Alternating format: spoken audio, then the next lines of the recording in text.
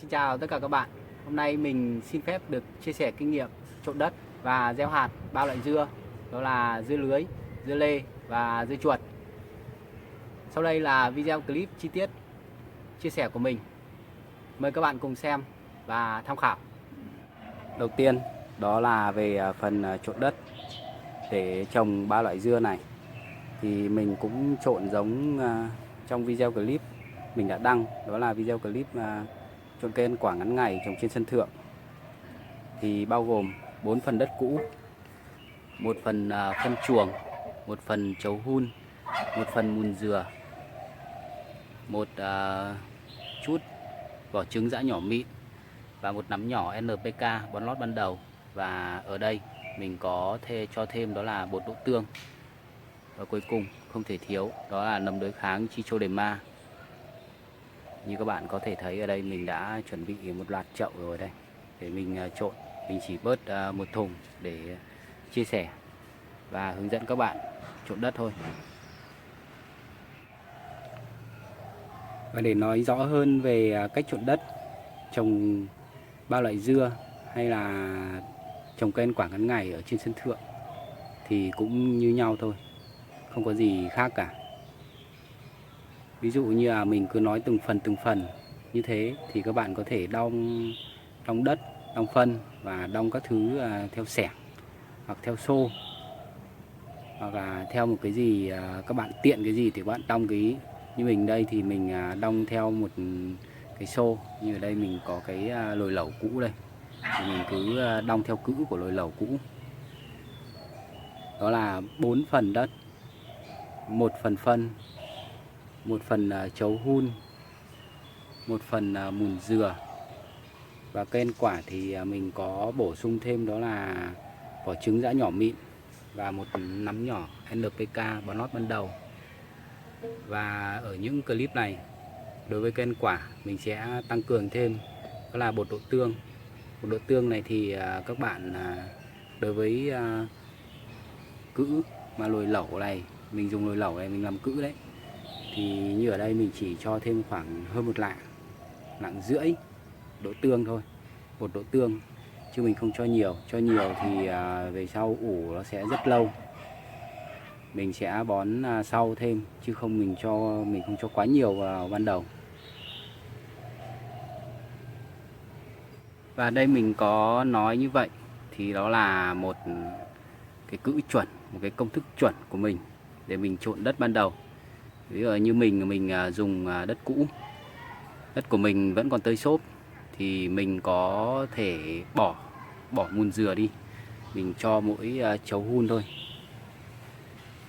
Tại vì nếu đất vẫn còn tơi xốp thì trộn đúng như cữ ban đầu thì đất nó sẽ tơi xốp quá, thì cây về sau nó bám vào đất không chắc, dễ bị ngã đổ và đất không giữ được nước. Đất rất là nhanh khô, cây dễ bị thiếu nước. Nên các bạn chú ý là khi đất cũ vẫn còn tơi xốp thì các bạn chỉ trộn thêm chấu hun thôi, chứ cũng không cần thêm mùn dừa làm gì cả.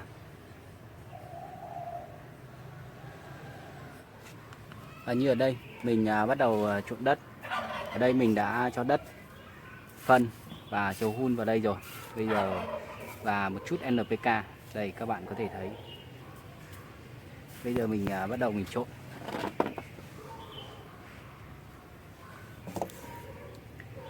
Đầu tiên các bạn cho bột đỗ tương rải đều. Đấy, tầm khoảng hơn một lạng bột đỗ tương thôi. Và một ít vỏ trứng.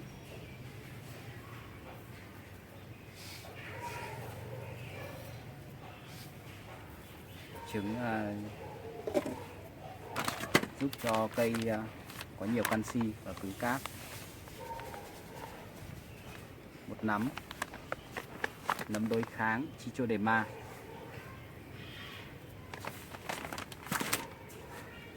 Mùn dừa. Sau khi đã cho tất cả vào rồi thì các bạn đảo đều lên.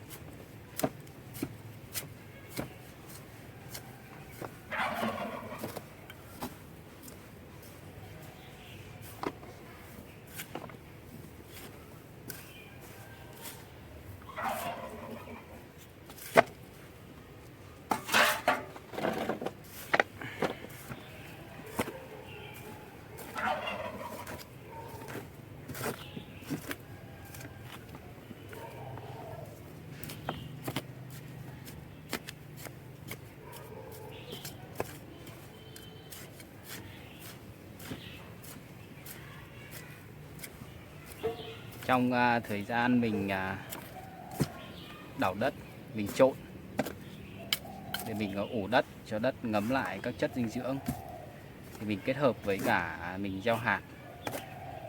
Khi mà gieo hạt được cây con đã khỏe mạnh thì đất cũng đủ ngấu để trồng. Một công đôi việc luôn, vừa ủ đất để đấy mà vừa gieo cây con. Khi cây con được là đất nó cũng ngấu, có thể trồng luôn.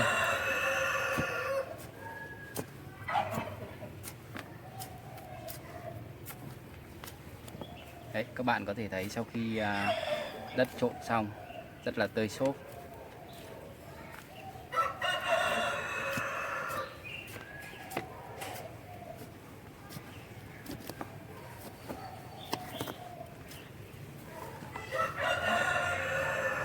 Thùng trồng này là thùng nhựa, nhưng mình lại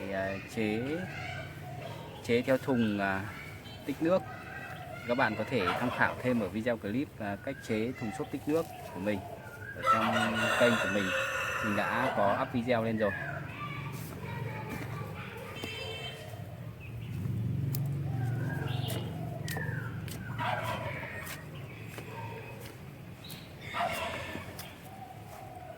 Đấy, các bạn có thể thấy đất bây giờ đã rất là tơi xốp rồi. Bóp chặt nhưng mà động nhẹ cái là bở tơi ra ngay chứ không bị bết.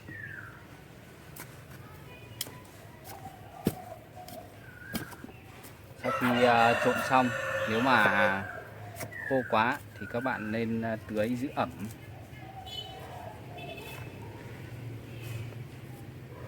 Tưới giữ ẩm để ủ đất thì đất mới nhanh ngấu. Đây đất của mình ẩm rồi, mình sẽ không tưới nữa.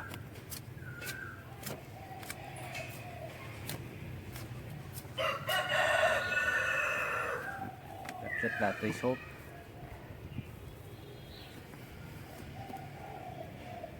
Đây để trồng. Bắt đầu bây giờ đất đã trộn xong rồi, mình bắt đầu tiến hành vào bước gieo hạt. Mời các bạn xem tiếp.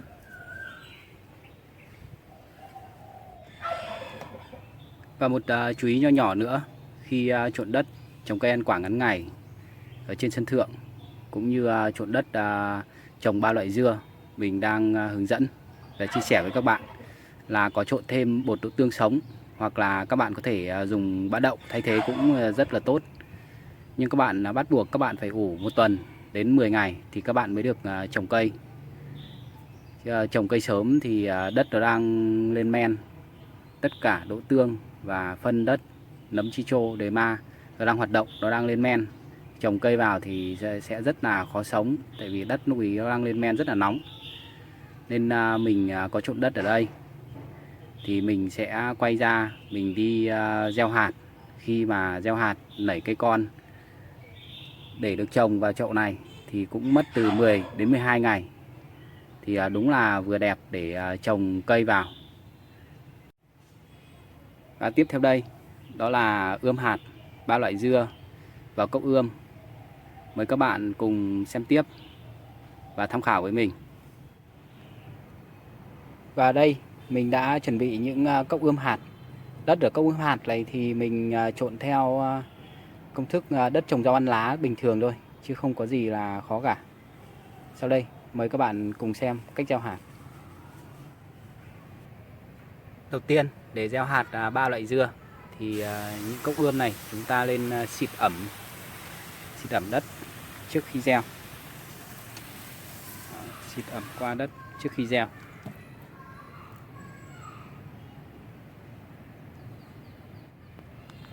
Và tiếp theo chúng ta gieo hạt vào cốc ươm. Các bạn gieo hạt giống như mình đây này.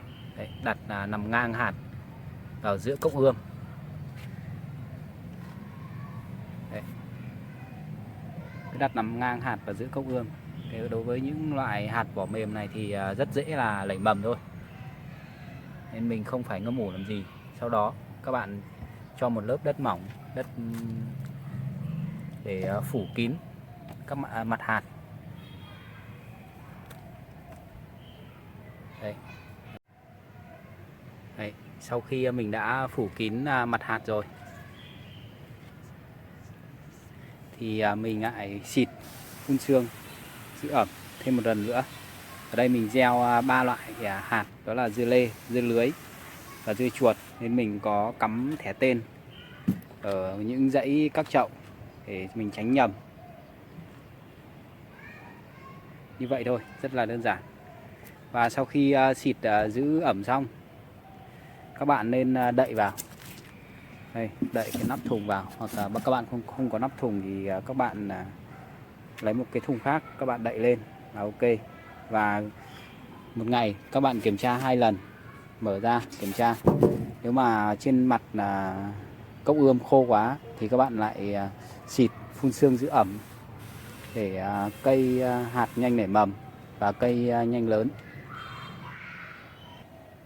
Và như vậy mình đã chia sẻ xong cách trộn đất, cách gieo hạt 3 loại dưa, nó bao gồm dưa lưới, dưa lê và dưa chuột, cho các bạn cùng tham khảo. Các bạn có chỗ nào không hiểu, xin để lại lời nhắn ở dưới video. Mình sẽ giải thích rõ ràng và dễ hiểu hơn, hoặc nhắn tin thẳng qua Facebook cho mình. Video của mình đến đây xin phép được kết thúc. Hẹn gặp lại các bạn trong những video sau.